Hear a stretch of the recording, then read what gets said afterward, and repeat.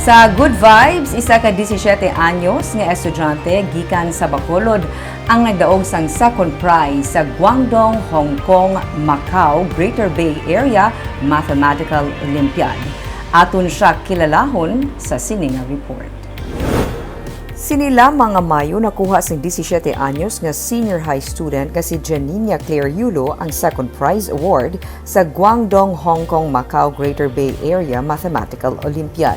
Ini ang isa ka international nga kompetisyon kung sa diin ang mga nagdalaog sa iban man nga mga lugar ang magasambuwa.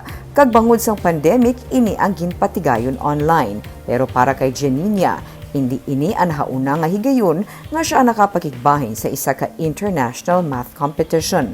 May challenge kag may thrill para sa iya ang mga numero. I want to embrace the challenge like you said po, and of course I want to prove to myself na walang parang gusto ko i-expand po yung limit po when it comes to solving problems. Ganon po. How do you prepare yourself for a competition?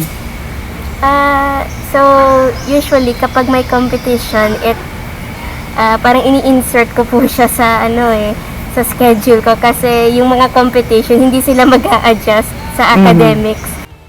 Suno kay Jomar Flores nga math teacher ni Janina sa first semester sining grade 11 sa UNOR Senior High, nagapangibabaw gid man si Janina sa iba niya nga mga classmate. Madamo man sa mga estudyante nga naga-excel sa math, pero nagapanguna si Janina. Ang iban gani nga may kabudlayan sa subject, nagahinyo sang bulig sa iya. So Janina is one of the mathematics awardee. Okay. So may you say damo may iban pa gid nga students yes, there are na lots nag-receive sa of students who are good in mathematics, but Janina is the best. No, in our section we have our group chat.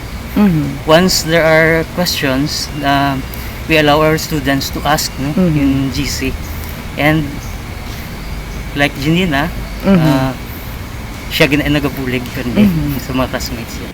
Humalin pa sang elementary si Janina, tuma na ang iya nga interes sa math. Luyag niya gani magkuha sang kurso angot sa physics kung siya ang maglabot sa kolehiyo.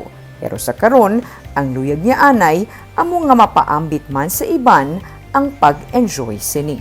Math is for everyone talaga, and math is really fun if you put your mind in it, parang ganon po. So, ganon, I help them. I want them to see na hindi magiging mahirap yung math if they just enjoy it. Na-impluwensyahan sa iya nga mga lolo kag lola ang iya nga love for math. Dako naman ang papel sa iya nga iloy angot sa pagpatuman sang disiplina para malambot ni Janina ang iya nga mga tinutuyo. Para kay Janina, pagpanikasog, lakip ng suporta sa iya nga pamilya kag eskwelahan, ang dako nga bulig sa iya nga paglabot sa mga ginhandom.